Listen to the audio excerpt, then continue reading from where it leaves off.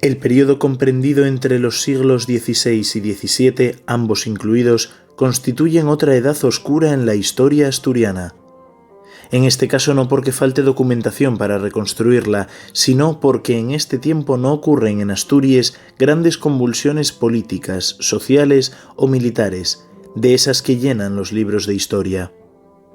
Convertido en un territorio marginal y ultraperiférico del imperio de los Austrias primero y de los Borbones después, perdido el protagonismo político del que gozó en la Alta Edad Media, Asturias se dedica a dormir durante este periodo, también conocido como el Antiguo Régimen, y a exportar trabajadores y soldados a mayor gloria de los monarcas castellanos primero y españoles después. Sin embargo, eso no quiere decir que en Asturias no pase nada. Por supuesto que pasan cosas, y hoy, en Crónicas de Asturias, vamos a ver algunas de ellas.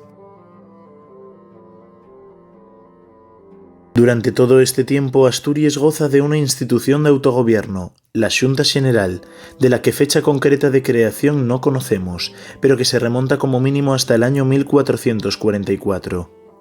Esta xunta funcionaba como una especie de parlamento foral de unos 40 miembros que se reunían cada 3 años, nombrando en los periodos intermedios a una diputación general que funcionaba como un autogobierno presidido por un procurador general. Estaba formada por los representantes de los concejos asturianos, aunque esa representación solía estar monopolizada por las familias más importantes de cada zona. No tenía atribuciones legislativas, pero sí una capacidad fiscal y de gestión importante. Como Asturias no estaba representada en las Cortes castellanas, la Xunta Xeneral funcionaba como intermediario entre la corona y el Principado, ya fuera para la recaudación de impuestos o para reclutar soldados para las guerras constantes que la monarquía castellana va a realizar en Europa.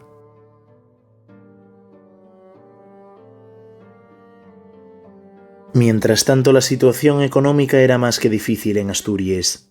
La población crecía, pero la agricultura no producía lo suficiente para abastecer a toda la población. Una mala cosecha de escanda era una calamidad, 2 seguidas, una catástrofe. Eso fue lo que pasó en los periodos comprendidos entre los años 1572 a 1576 y de 1597 a 1599, provocando momentos de hambre que tuvieron como consecuencia una reducción drástica de la población, por la propia hambre y por la peste.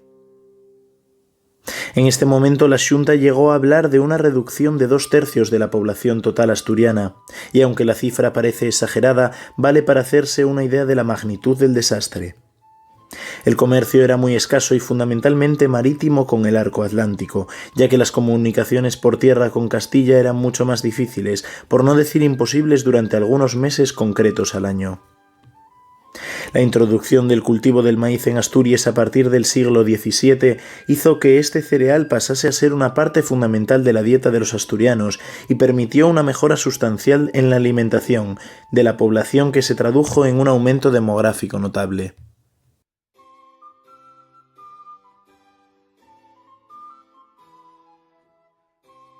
En estas condiciones no es extraño que los asturianos emigrasen. Las élites a la corte, primero en Valladolid y luego en Madrid, para hacerse un lugar bajo el sol de la monarquía en forma de altos cargos de la administración civil, militar o eclesiástica.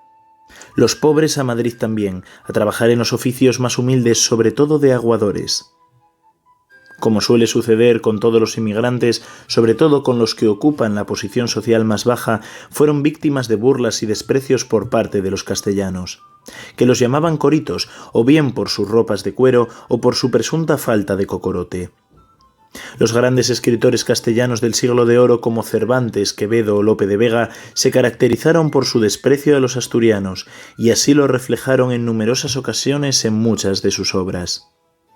Entre esos asturianos emigrados a la corte nos encontramos con pintores como Juan Carreño Miranda, militares como Pedro Menéndez de Avilés, políticos como Melchor Gaspar de Jovellanos o Pedro Rodríguez de Campomanes y eclesiásticos como Fernando de Valdés Salas.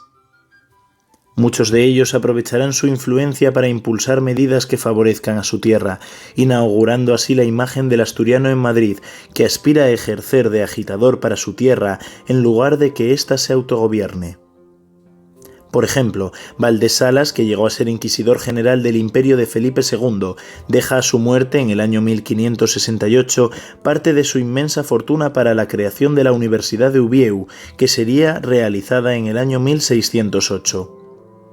Dada la situación de marginalidad política, cultural y económica que padecía Asturias en esa época, nada más la generosa donación del asturiano hizo posible que nuestra región dispusiera de una universidad en tan temprana fecha.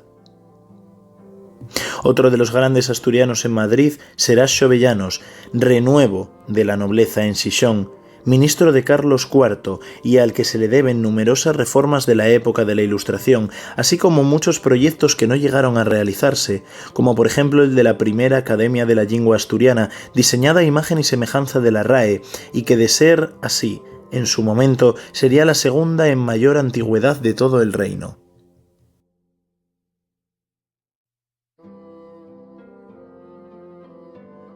Un último dato que destacar de esta época es el carácter peculiar que adopta en Asturias el antiguo régimen.